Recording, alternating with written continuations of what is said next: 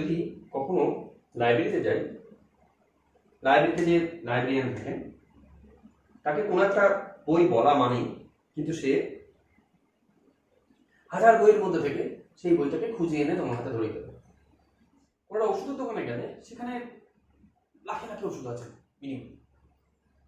তুমি যখন একটা ওষুধের কথা বলবে দেখবে তুমি হয়তো গিয়ে ওষুধটা খুঁজে পেলে না, বাট যে ওষুধের দোকানে যিনি বসে আছেন তিনি কিন্তু ওষুধটাকে ঠিক একটা নির্দিষ্ট জায়গা থেকে খুঁজে এনে তোমার হাতে ধরিয়ে দেবে।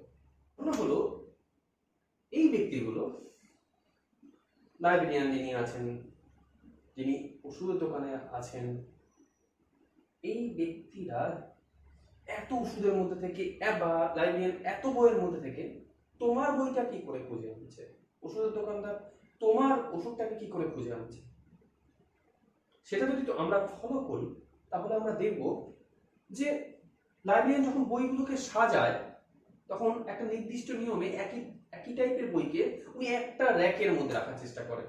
দোকানদার তিনি যখন তার ওষুধগুলোকে রাখছেন একটা নির্দিষ্ট জায়গায় একই টাইপের ওষুধগুলোকে রেখে দিচ্ছে। আমরা আজকালকার দিনে যখন মলে যাই, শপিং মলগুলোতে দেখবো একই টাইপের জিনিস একটা নির্দিষ্ট জায়গায় রাখা আছে। আমরা যখন আমরা একটা নির্দিষ্ট জিনিস খুঁজছি বা দরকার আমাদের, তখন আমরা একটা নির্দিষ্ট দিকে যাচ্ছি এবং সেখানে গিয়ে আমরা সব জিনিসগুলোকে পেয়ে যাব। তাহলে একই জিনিসকে একই জায়গায় রাখবো এবং তাতে কি হবে, পেতে সুবিধা হবে। আজকে আমরা যে জিনিসটা করছি সেটা অনেকটা এই ভাবনার উপর ভিত্তি করে তৈরি। আজকে আমরা যখন আমাদের চারদিকে তাকাই তখন একাধিক জিনিস, একাধিক মৌল আমরা দেখতে পাই। অক্সিজেন, নাইট্রোজেন, এগুলো তো আমরা চোখে না দেখলেও অনুভব করতে পারি কারণ এরা বায়ুর উপাদান। এছাড়া লোহা, সোনা, রূপো, তামা, এছাড়া কত না মৌলিক পদার্থ চারদিকে ছড়িয়ে আছে। বাট বিজ্ঞানের যখন শুরুর দিকে তখন কিন্তু মানুষের কাছে এত মৌল ছিল না। বাট আস্তে আস্তে কিন্তু মানুষ মৌলের সঙ্গে পরিচিত হতে শুরু করলো। আমরা জানি ইতিহাসে আমরা পড়েছি লৌহ যুগ, তাম্র যুগ, এক এক সময় একটা ধাতুর সঙ্গে মানুষ পরিচিত হয়েছে এবং ধাতুগুলো ব্যবহার শিখেছে। এবার ঘটনা হচ্ছে প্রতিটা মৌলের কিন্তু একই রকম ব্যবহার হয় না। সেজন্য প্রত্যেকটা মৌলর ধর্ম সম্বন্ধে ধারণা আমাদের প্রয়োজনীয়। সোনা, রূপো, তামা এগুলো কিন্তু অনেক আগে আবিষ্কার হয়েছে, কিন্তু আবার এমনও কিছু মৌল আছে যেমন টিকনিশিয়াম, যেটা একটা তেজস্ক্রিয় মৌল, এটা কিন্তু আবিষ্কার হতে অনেক দেরি হয়ে গেছে বা অনেক পরে আবিষ্কার হয়েছে এই মৌলটি। 1800 সাল নাগাদ মোটামুটি মানুষের কাছে প্রায় 31টা মৌলের আবিষ্কার তখন পর্যন্ত হয়ে গেছে। 1863 সাল পর্যন্ত মানুষের কাছে প্রায় 62-63টা মৌল ছিল। এখন ঘটনা হচ্ছে এতগুলো মৌল, তাদের বৌদ্ধ ধর্ম, রাসায়নিক ধর্ম এগুলো মনে রাখবো কি করে? এটা মানুষের কাছে কিন্তু বা বিজ্ঞানীদের কাছে একটা চিন্তার বিষয় ছিল।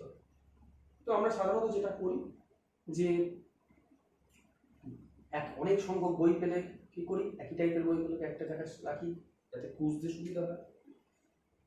ঠিক ওষুধের ক্ষেত্রে যেমন ওষুধের দোকানদাররা যা করে সেই জিনিসটাও এখানে আমরা করার চেষ্টা হচ্ছিল যে একই ভৌত ধর্মের মৌলগুলোকে বা একই টাইপের ভৌত রাসায়নিক ধর্মের মৌলগুলোকে একটা নির্দিষ্ট দিকে করে দেওয়া যায়। এই চেষ্টাটা শুরু হলো। এই চেষ্টাটাই আমরা হচ্ছে এই চেষ্টার মাধ্যমে কিন্তু আমরা আজকের দিনের যে পর্যায় সারণী যেটাকে বলি, একটা বড় চার্ট হয়, এই চার্টটা কিন্তু আমরা আজকের দিনে পেয়েছি ওই চেষ্টার মাধ্যমে। বাট এটা আজকে অনেক মডার্ন, আজকের দিনের পর্যায় সারণী এটা শুরু হয়েছে অনেক চেষ্টার মাধ্যমে। জার্মান বিজ্ঞানী জোহান ডোবেয়ার তিনি বললেন যেটা যে ভৌত রাসায়নিক ধর্মের মিল আছে এরকম টাইপের যদি আমরা মৌলগুলিকে যদি এরকম 3টে মৌল করে আমরা নিই, 3টে মৌলকে আমরা যদি পারমাণবিক গুরুত্ব অনুযায়ী সাজাই, মানে পারমাণবিক গুরুত্বের ঊর্ধ্বক্রমে অবশ্যই যদি সাজাই, তাহলে আমরা দেখব যে প্রান্তীয় মৌলগুলি পারমাণবিক গুরুত্ব বা অ্যাটমিক ওয়েটে গড় হবে হচ্ছে মাঝের মৌলটা পারমাণবিক গুরুত্ব। যেমন লিথিয়াম, সোডিয়াম, পটাশিয়াম এদের পারমাণবিক গুরুত্বে এই লিথিয়াম, সোডিয়াম, পটাশিয়াম এদের ভৌত রাসায়নিক ধর্মের মিল আছে। এদের যদি আমরা পরপর সাজাই তাহলে লিথিয়াম আর সোডিয়াম, যার পারমাণবিক গুরুত্ব 7 ও 39, 7 ও 39, এই দুটোকে যদি আমরা অ্যাভারেজ করি তাহলে আমরা পাবো হচ্ছে 23। ঠিক তেমন ক্যালসিয়াম, স্ট্রনসিয়াম, বেরিয়ামের ক্ষেত্রে ক্যালসিয়ামের অ্যাটমিক ওয়েট 40, স্ট্রনসিয়ামের 80, বেরিয়ামের 137। তাহলে এই টার্মিনাল দুটো, প্রান্তীয় দুটো পারমাণবিক গুরুত্ব যদি আমরা অ্যাভারেজ করি, গড় করি, তাহলে সেটা আমরা পাবো 88.5, অর্থাৎ স্ট্রনসিয়াম পারমাণবিক গুরুত্বের কাছাকাছি। তাহলে ডোবেরানের সূত্রটা কি ছিল? ডোবেরানের সূত্র এটাই ছিল যে ভৌত রাসায়নিক ধর্মে মিল আছে এমন সব মৌলগুলিকে আমরা যদি পারমাণবিক গুরুত্ব ঊর্ধ্বক্রমে সাজাই, তাহলে এরকম তিনটে মৌলের ক্ষেত্রে প্রান্তীয় মৌল দুটোর পারমাণবিক গুরুত্বের গড় হবে মাঝের মৌলটির পারমাণবিক গুরুত্ব। এবার এটা কি তাহলে সফলতা পেল? এই সূত্রটা কি তাহলে কাজ করলো? এর মধ্যে দেখতে পাচ্ছি দুটো উদাহরণের ক্ষেত্রে কাজ করেছে, কিন্তু এমন উদাহরণ পাওয়া যায় যে ক্ষেত্রে এই ডোবেরানের সূত্র কাজ করে না, এবং ডোবেরানের সূত্র যেহেতু কাজ করে না সেহেতু অন্য সূত্রের প্রয়োজন পড়ে। যেমন এই ক্ষেত্রে ডোবেরানের সূত্র খাটে না। এখানে ক্লোরিন, ব্রোমিন নিয়েছি। ফ্লোরিনের পারমাণবিক গুরুত্ব 19, ক্লোরিনের 35.5, ব্রোমিনের 80। তাহলে এই টার্মিনাল যে এলিমেন্ট দুটো আছে মানে ক্লোরিন আর ব্রোমিন, এদের অ্যাটমিক ওয়েটের যে অ্যাভারেজ সেটা হচ্ছে 49.5, যেটা ক্লোরিনের অ্যাটমিক ওয়েট 35.5 বা 35.5 এর সঙ্গে মিলছে না। অর্থাৎ ডোবেরানের যে থিওরিটা সেটা কিন্তু সব ক্ষেত্রে কাজ করছে না। তো এরপরে যেটা আসে, এরপরে অবশ্যই ডোবেরানের থিওরি যখন কাজ করছে না, এরপরে আসে হচ্ছে টেলুরিক স্ক্রু মেথড। ডোবেরানের ত্রয় সূত্রের পর এবার যেটা আসছে সেটা হলো হচ্ছে টেলুরিক স্ক্রু মেথড বা টেলুরিক হেলিক্স। এই ক্ষেত্রে কি করা হয়? এই পদ্ধতির আবিষ্কর্তা হচ্ছে একজন জিওলজিস্ট। তিনি, তার নাম হচ্ছে ডি চ্যান কোর্টিয়াস বা সাকুতুয়া। অ্যাকচুয়ালি ওয়ার্ডটা হবে ডি চ্যান কোর্টিয়াস। সাধারণত উনি কি করেছিলেন, জিওলজিস্টরা যেমন কাজ করেন তেমন এখানে উনি এটা প্লেন অফ পেপারে নয়, উনি যেটা করেছিলেন একটা 3 ডাইমেনশনাল ফিগার বা একটা চোঙ যদি আমরা নিই, সেই চোঙ যেটা আমরা কাগজকে যদি একটা কাগজের পেপারকে যদি চোঙের মতো করে নিই, সেটা হচ্ছে অ্যাটমগুলোকে, পরমাণুগুলোকে তাদের পারমাণবিক গুরুত্ব বৃদ্ধির সাথে সাথে হচ্ছে এরকম ভাবে লেখা শুরু করলেন। মোটামুটি 45 ডিগ্রি কোণে এরকম সাজাতে থাকলেন। এরকম সিলিন্ডার ঘুরিয়ে মানে সিলিন্ডারের চারদিকে ভাবে সাজাতে শুরু। এবার ঘটনা হচ্ছে এইভাবে সাজাতে গিয়ে উনি দেখলেন যে একই টাইপের যে মৌলগুলো, মানে যেসব মৌল ভৌত রাসায়নিক ধর্ম একই টাইপের, তারা একই লাইনে থাকে, যেমন lithium, sodium, potassium, beryllium, magnesium, calcium, boron, aluminium, carbon, silicon, এবং প্রত্যেকে একই লাইনে রয়েছে। তাহলে একটা যদি আমরা এরকম টাইপের যদি একটা সিলিন্ডারের মতো নিই, সিলিন্ডারের চার দিক থেকে ঘুরে ঘুরে নিয়ে এলিমেন্টগুলো লিখছে, কিভাবে লিখছে 45 ডিগ্রি কোণে যেন এলিমেন্টগুলো পরস্পর ঘুরে ঘুরে লিখছে। লেখার পর দেখা যাচ্ছে এলিমেন্টগুলো সমধর্মী যে মৌলগুলো তারা একটা নির্দিষ্ট লাইনে আছে।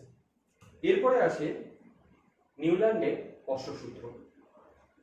নিউল্যান্ড একজন সঙ্গীত বিশারদ ছিলেন, তো সেই জন্য তার সূত্রটা যেমন সঙ্গীতের সা রে গা মা পা ধা নি সা আছে, ইংলিশে ডো রে মি পা, ডো রে মি ফা সো লা টি রো, এই গানে যে সুরগুলো আছে, এই সুরের প্রথম সুরের সঙ্গে অষ্টম সুরের একটা মিল পাওয়া যায়। নিউল্যান্ড বললেন যে আমরা যদি মৌলগুলিকে তাদের পারমাণবিক গুরুত্ব অনুযায়ী সাজাই, তাহলে আমরা দেখি, এবং কম পারমাণবিক গুরুত্বের মৌলকে প্রথমে, বেশি পারমাণবিক গুরুত্বের মৌলকে পরে, এইভাবে সাজাই, তাহলে আমরা দেখব প্রথম মৌলের সঙ্গে অষ্টম যে মৌল আছে তার একটা ভৌত রাসায়নিক ধর্মের মিল পাবো। এবং এই যে ব্যাপারটা, এই নিয়ম সাধারণত দেখা যায় ক্যালসিয়ামের পর্যন্ত এই সূত্র মেলে। রাশিয়ান বিজ্ঞানী ডিমিট্রি মেন্ডেলিভ এবং জার্মান বিজ্ঞানী লোথার মেয়ার প্রায় সমসাময়িকভাবেই এর পরবর্তী যে সূত্রটা নিয়ে আসেন। কিছু সময় আগে মেন্ডেলিভ তার সূত্র প্রকাশ করেন বলে তার এই সূত্রটিকে মেন্ডেলিভের সূত্র হিসাবে নাম দেওয়া হয়। এই সূত্র অনুযায়ী বিভিন্ন মৌলের ভৌত ও রাসায়নিক ধর্মগুলি তাদের পারমাণবিক গুরুত্ব বৃদ্ধির সঙ্গে পর্যায়ক্রমে পুনরাবৃত্ত হয়। অর্থাৎ ওনাদের কথা হচ্ছে আমরা যদি মৌলগুলিকে তাদের পারমাণবিক গুরুত্ব বৃদ্ধির সাথে এবং যদি পারমাণবিক গুরুত্ব অনুযায়ী যদি সাজিয়ে লিখি, তাহলে আমরা দেখতে পাবো যে মৌলগুলির ভৌত রাসায়নিক ধর্মগুলি পরিবর্তন হবে। একটা নির্দিষ্ট অন্তর পর একটা নির্দিষ্ট অন্তর পর একই ভৌত ও রাসায়নিক ধর্মের মৌল আবার ফেরত পাওয়া যাবে। এই সূত্রের উপর ভিত্তি করে একটা চার্ট বানানো হয়, যেটাকে আমরা বলতে পারি হচ্ছে মেন্ডেলিভ বা লোথার মেয়ার দুজনের নামই বলা যেতে পারে, কিন্তু মেন্ডেলিভ যেহেতু কিছু সময় আগে এই সূত্র হচ্ছে প্রকাশ করেছিলেন, সেহেতু তার নাম অনুযায়ী এই চারটার নাম দেওয়া হয়। এই চারটার নাম বলা হয় হচ্ছে মেন্ডেলিভের পর্যায় সারণী। মেন্ডেলিভের পর্যায় সারণী দেখলে আমরা বুঝতে পারবো এখানে কতগুলি এরকম অনুভূমিক ক্ষোভ আছে। এই অনুভূমিক ক্ষোভগুলোকে আমরা বলবো পিরিয়ড বা পর্যায়। আর এই যে উলম্ব মানে খাড়া খাড়া যে ক্ষোভগুলো আছে, এই ক্ষোভগুলোকে বলা হয় হচ্ছে শ্রেণী বা গ্রুপ। এবার আমরা যদি মেন্ডেলিভের পর্যায় সারণী লক্ষ্য করি, আমরা গুণে দেখলে আমরা মেন্ডেলিভের পর্যায় সারণীতে 7টা পর্যায় পাবো ও 8টা শ্রেণী পাবো। আমরা যদি মেন্ডেলিভের পর্যায় সারণীতে প্রতিটা পর্যায়ে দেখতে থাকি, তাহলে আমরা দেখবো 1 থেকে 7টা হচ্ছে পর্যায় পাবো, আর শ্রেণী অনুযায়ী 1 থেকে 9টা শ্রেণী পাবো। এর মধ্যে 1 থেকে 7 পর্যন্ত শ্রেণী আমরা দেখবো এ বি বলে উপশ্রেণী আছে, আর 8 নম্বর শ্রেণীর কোনো উপশ্রেণী নেই, এবং এরপরে যে 0 শ্রেণীটা আছে সেই শ্রেণীরও কোনো উপশ্রেণী নেই। এবার একটা মৌল মেন্ডেলিভের পর্যায় সারণীতে রয়েছে। এবার এই মেন্ডেলিভের পর্যায় সারণীতে থাকা একটা মৌলের আমাদের যদি একটা মৌল লিখে দেয়, সেই মৌলটা মেন্ডেলিভের পর্যায় সারণীতে কোথায় অবস্থান করে আমরা কি করে বুঝবো? সেক্ষেত্রে যে নিয়ম আছে সেটা হলো সোডিয়ামের পরমাণু ক্রমাঙ্ক 11। এই 11 আমরা ইলেকট্রন বিন্যাস করব। তাহলে এর পরমাণু ক্রমাঙ্ক 11 মানে এর মধ্যে ইলেকট্রন 11টা আছে। ইলেকট্রন বিন্যাস 2,8,1। এবার এখানে এই ইলেকট্রন বিন্যাস করতে গিয়ে আমরা কক্ষ কটা পেলাম? কে কক্ষ, এল কক্ষ, এম কক্ষ। তাহলে 3টে কক্ষ পেয়েছি। যে কটা কক্ষ পাবো সে কটা হবে তার পর্যায় সংখ্যা, অর্থাৎ কক্ষ সংখ্যা is equal to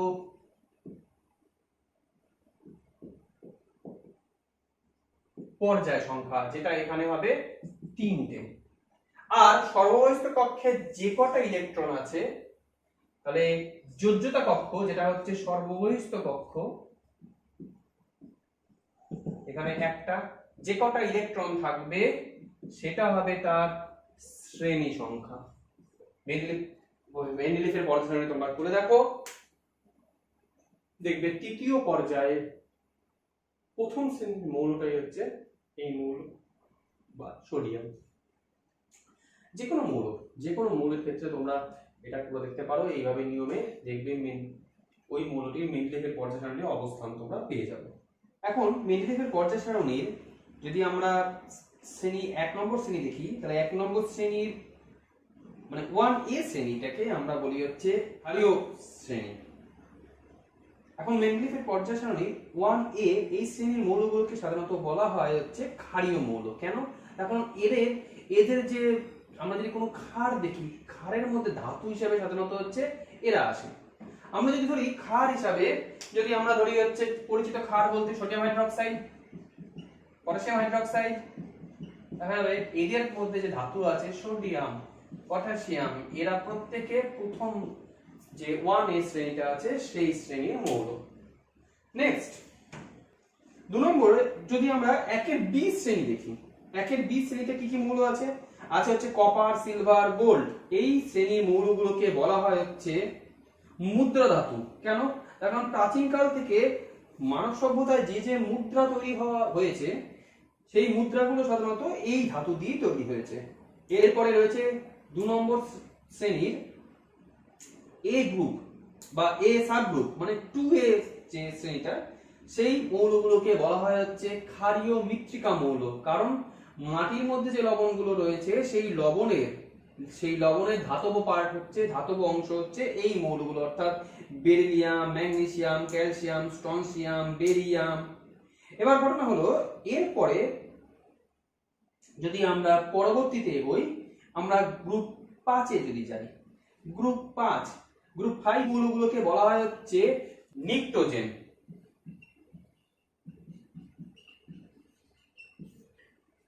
মানে নাইট্রোজেন ফসফরাস এই গ্রুপের যে মৌল, এই নাইট্রোজেনের গ্রুপটাকে বলা হয় হচ্ছে নিট্রোজেন।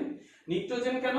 কারণ এই মৌলগুলো সাধারণত হচ্ছে শ্বাসকষ্ট তৈরি করে, মানে শ্বাসরোধী গ্যাস এগুলো সাধারণত, এই জন্য এগুলোকে, এই গ্রুপটার নাম হচ্ছে নিট্রোজেন। এবার যদি আমরা যাই হচ্ছে গ্রুপ 6, পাবো হচ্ছে oxygen, sulphur, selenium, tellurium, polonium. এই মৌলগুলো মানে এই গ্রুপের মৌলগুলোকে বলা হয় হচ্ছে চ্যালকোজেন। চ্যালকোজেন কথাটা এসেছে হচ্ছে ওর ফর্মিং থেকে। এই মৌলগুলো সাধারণত হচ্ছে আকরিক উৎপাদন করে, মানে আমরা যেসব আকরিক গুলো, ধাতুর আকরিক গুলো পাবো সেগুলো হয় অক্সাইড হবে অথবা সালফাইড হবে। এই গ্রুপের মৌলর লবণ হচ্ছে ধাতুর আকরিক গুলো। এরপরের গ্রুপ হচ্ছে গ্রুপ 7b। এই মৌলগুলোকে বলে হ্যালোজেন।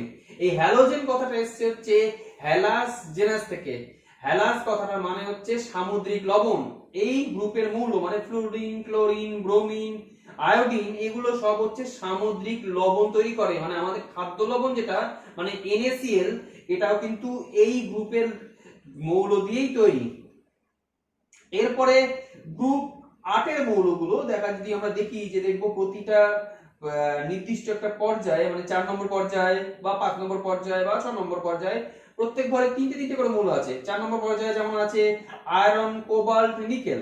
এই মৌলগুলোকে বলা হয় ত্রয়ী মৌল।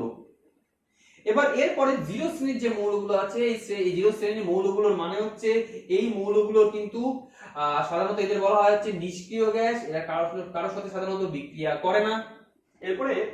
এরপরে আমরা পড়বো হচ্ছে drawback of Mendeleev period table. মেন্ডেলিভের পিরিয়ড টেবলের ত্রুটিগুলো।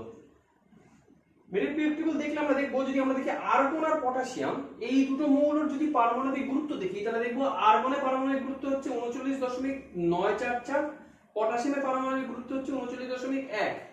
তো আমরা সংখ্যা সম্বন্ধে যেটুকু আমাদের ধারণা আছে তাতে আমরা বুঝতে পারছি 39.944 অনেক বেশি 39.1 থেকে। তাহলে নিয়ম অনুযায়ী পটাশিয়াম আগে বসবে, আর্গন পরে বসবে।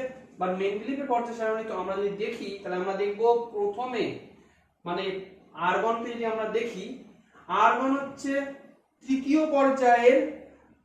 পর্যায়ের মৌল, আর পটাশিয়াম হচ্ছে চতুর্থ পর্যায়ের মৌল। এই যে ত্রুটিটা পর্যায় সারণীতে রয়েছে, এটা কিন্তু মেন্ডেলিভের পর্যায় সারণীর একটা ত্রুটি। অবশ্যই এই ত্রুটিটা যদি আমরা এখানে না পড়ে যদি এই ব্যাপারটা যদি ঠিক করতে চাই, তাহলে সে অনুযায়ী আর্গন যাবে পটাশিয়ামের স্থানে আর পটাশিয়াম আসবে আর্গনের স্থানে। এবার ঘটনা হচ্ছে আর্গন যদি পটাশিয়ামের স্থানে আসে, তাহলে ওই যে গ্রুপটা গ্রুপ 1 এ এসে পড়বে হচ্ছে আর্গন। গ্রুপ 1 একটা হচ্ছে সক্রিয় ধাতুর শ্রেণী, তার মধ্যে আর্গন এসে পড়বে। আর পটাশিয়াম গিয়ে পড়বে হচ্ছে শূন্য শ্রেণীর মধ্যে, যেখানে বাকি মৌলগুলো সব হচ্ছে নিষ্ক্রিয় মৌল। এছাড়াও তখনকার দিনে যেহেতু আইসোটোপের ভাবনাটা আবিষ্কার হয়নি, সেহেতু মেন্ডেলিভ যেহেতু একই মৌলের আইসোটোপগুলোর হচ্ছে পারমাণবিক গুরুত্ব আলাদা আলাদা হয়, সেহেতু একই মৌলের বিভিন্ন আইসোটোপকে মেন্ডেলিভ বিভিন্ন স্থানে বসিয়েছিলেন। এরকম বেশ কিছু মেন্ডেলিভের পর্যায় সারণীতে ভুল ছিল। মেন্ডেলিভের পর্যায় সারণীর সবচেয়ে বড় যে ত্রুটি, সেটা হচ্ছে হাইড্রোজেনের অবস্থান। হাইড্রোজেনের সঙ্গে গ্রুপ 1A মানে সোডিয়াম, পটাশিয়াম, এই মৌলগুলির, এই লিথিয়াম, সোডিয়াম, পটাশিয়াম, এই গ্রুপের মৌলগুলির যেমন মিল ও অমিল আছে, ঠিক তেমন group 7B fluorine, chlorine, bromine, এই মৌলগুলিরও মিল আছে। তাই জন্য মেন্ডেলিভ হাইড্রোজেনকে ঠিক স্থানে বসাতে পারেননি। মেন্ডেলিভ এই মৌলটিকে, হাইড্রোজেনকে বলতে হচ্ছে দুষ্টু মৌল। মেন্ডেলিভের পর্যায় সারণীর বেশ কিছু জায়গা তখন যেহেতু সব মৌল আবিষ্কার হয়নি, ফাঁকা ছিল, কিন্তু উনি বেশ কিছু মৌলের ভবিষ্যৎবাণীও করেছিলেন। যেমন তখন হচ্ছে গ্যালিয়াম ও জার্মেনিয়াম দুটি মৌলই আবিষ্কার হয়নি, অর্থাৎ অ্যালুমিনিয়ামের ঠিক নিচে থাকছে হচ্ছে গ্যালিয়াম আর সিলিকনের নিচে থাকছে জার্মেনিয়াম। এই দুটো মৌল তখন কিন্তু আমরা যদি দেখি আবিষ্কার হয়নি। এবার মেন্ডেলিভ অ্যালুমিনিয়াম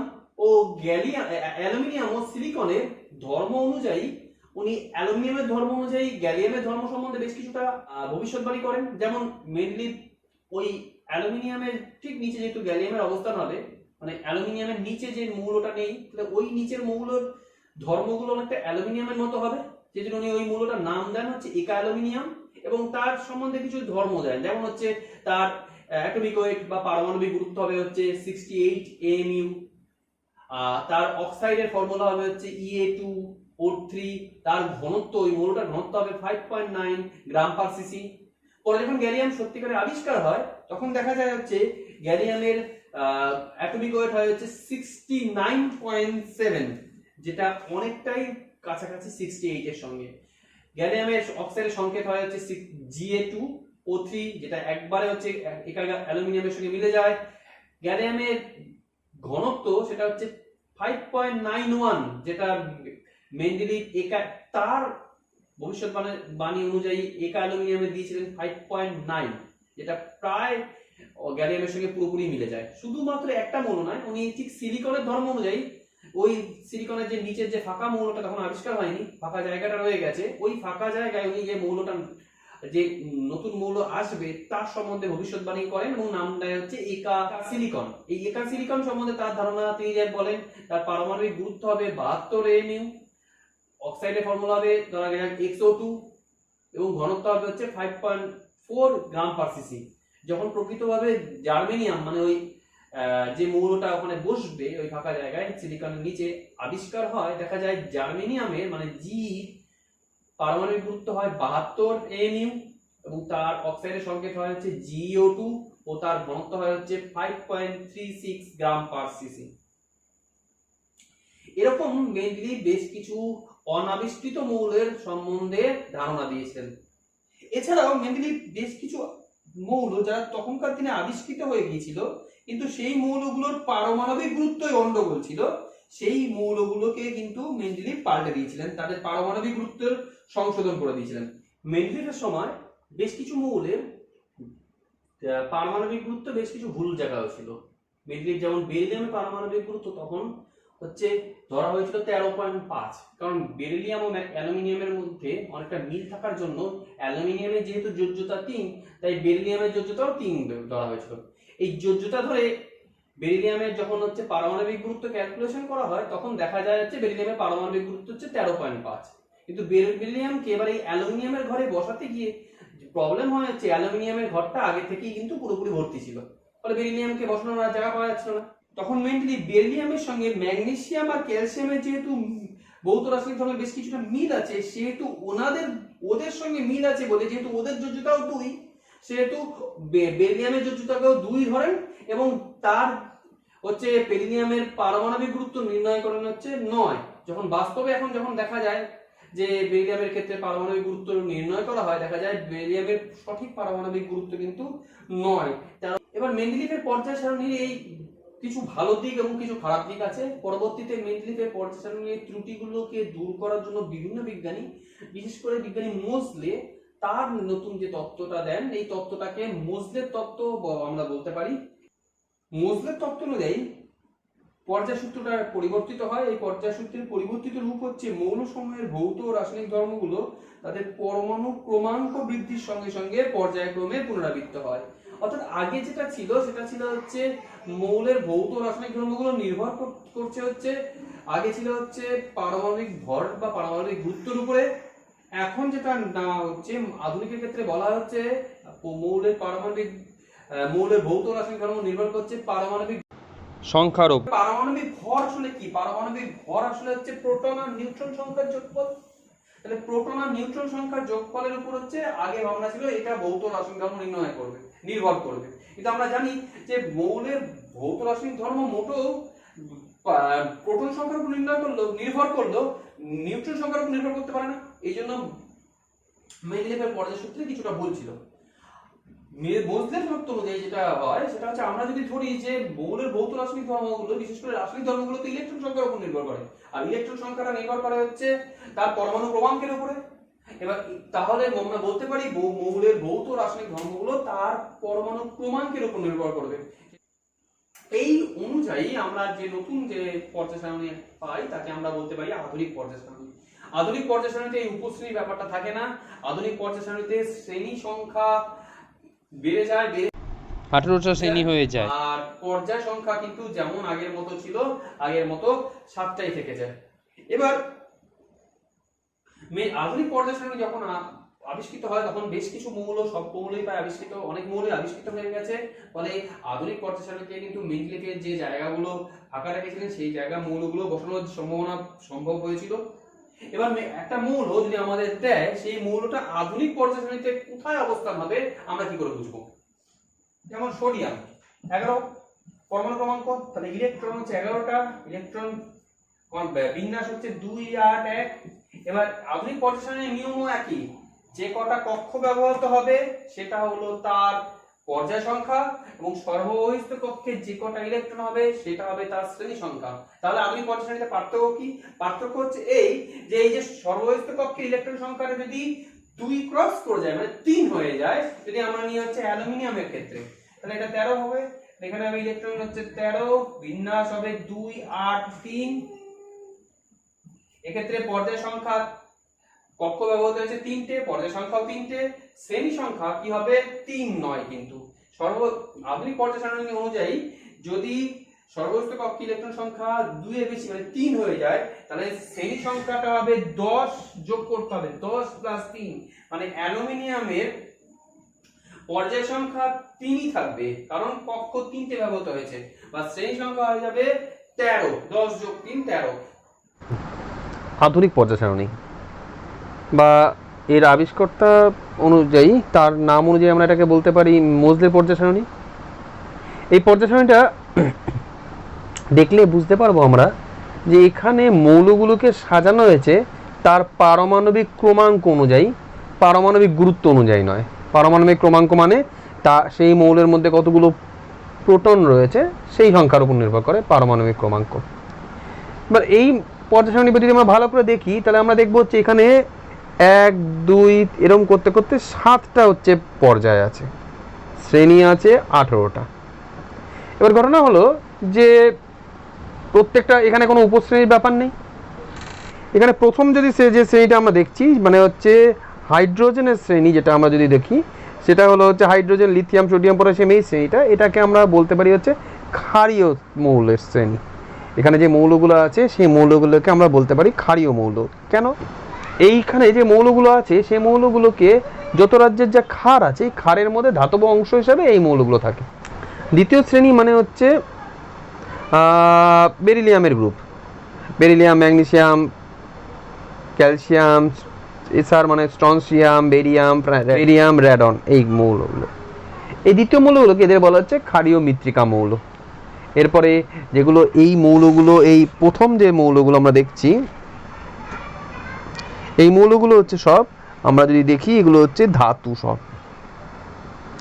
পরবর্তী মৌল যেগুলো আছে মানে এইখান থেকে এই মৌলগুলো, এগুলো সব হচ্ছে অধাতু।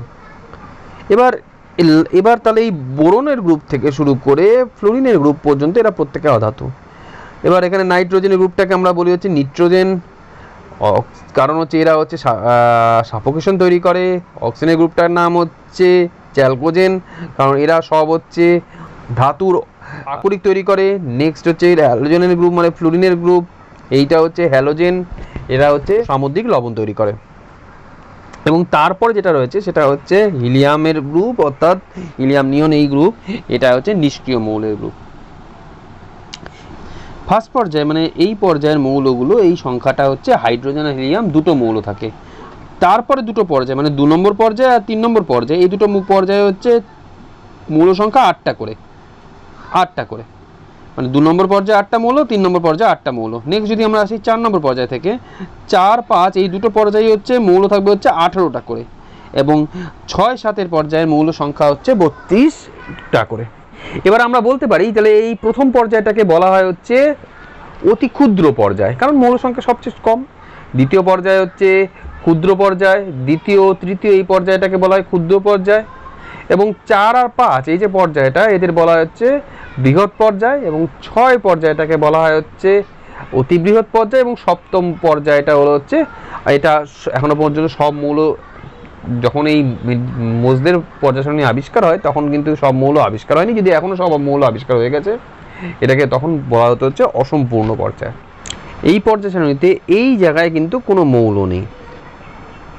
অর্থাৎ আমরা যদি এখান থেকে দেখি 3 নম্বর গ্রুপ, এই গ্রুপটা তো 3 নম্বর গ্রুপ, এই 3 নম্বর গ্রুপের যে মানে রয়েছে শুধু স্ক্যান্ডিয়াম আর হচ্ছে ইটারবিয়াম, এর পরের জায়গাটা কিন্তু ফাঁকা। আসলে কি আছে, আসলে এই মৌলগুলো এই নিচে রয়েছে। এই যে এই মৌলগুলো মানে আমরা যদি লক্ষ্য করি, এখানে হচ্ছে বেরিয়াম হচ্ছে 56 আর হ্যাপনিয়াম মানে এইচ এর হ্যাপনিয়াম হচ্ছে 72। এই মাঝখানে মানে 57 থেকে 71 পর্যন্ত মানে এই এলএ মানে ল্যান্থানাম আর এই লুটিসিয়াম মানে হচ্ছে 71, এই যে মৌলগুলো এগুলো কিন্তু হওয়ার কথা ছিল হচ্ছে এই মাঝের জায়গাটায়, কিন্তু বাস্তবে কিন্তু মৌলগুলো কিন্তু নিচে দেওয়া হয়েছে। কেন নিচে দেওয়া হয়েছে, যদি নিচে না দেওয়া হতো পর্যায় শ্রেণীটা, এইরা মাঝে ঢুকলে পর্যায় শ্রেণীটা দেখতে অনেক বড় হয়ে যেত। এবার ঠিক একই ঘটনা ঘটে, দেখো যে এখানে 88 এই যে আরএ, আবার আরএফ এই মৌলটা হচ্ছে 104। এই মাঝের মৌলগুলো মানে অ্যাক্টিনাম থেকে শুরু করে মানে 89 অ্যাক্টিনাম থেকে শুরু করে 103 এর লরেন্সিয়াম পর্যন্ত, মানে এই মৌলগুলো প্রত্যেকটা কিন্তু এরাও কিন্তু হচ্ছে সপ্তম পর্যায়ের মৌল এবং এদের গ্রুপ নাম্বার হচ্ছে 3। তাহলে আমরা দেখতে পাচ্ছি এই ল্যান্থানাইটগুলো যেগুলো, এই যেহেতু মৌলদের স্টার্টিংটা ল্যান্থানাম, এই জন্য এদের নাম মৌলগুলোকে বলা হচ্ছে ল্যান্থানাইট। কেন, তার কারণ এই যে সেরিয়াম থেকে শুরু করে লুটিসিয়াম পর্যন্ত এই মৌলগুলোর ধর্মগুলো অনেকটা ল্যান্থানামের মতো, এই জন্য এদের ল্যান্থানাইট বলে। আর অ্যাক্টিনামের ক্ষেত্রে একই নিয়ম কাজ করে, যেহেতু এখানে থোরিয়াম থেকে শুরু করে মানে টিএইচ, থোরিয়াম থেকে শুরু করে লরেন্সিয়াম, এই 103 লরেন্সিয়াম, এদের মৌলগুলোর প্রতিটারই ধর্ম প্রায় অ্যাক্টিনামের মতো, এই জন্য এদের অ্যাক্টিনাইট বলে। এই ল্যান্থানাইটগুলোর অবস্থান হওয়া উচিত ছিল এই অবস্থানে, মানে এরা প্রত্যেক হচ্ছে ষষ্ঠ পর্যায়ের মৌল এবং এদের শ্রেণী হচ্ছে 3। আর অ্যাক্টিনাইটগুলোর অবস্থান হওয়া উচিত ছিল হচ্ছে সপ্তম পর্যায়ে এখানে। এরা হচ্ছে সবাই হচ্ছে সপ্তম পর্যায়ের মৌল আর শ্রেণী হচ্ছে 3।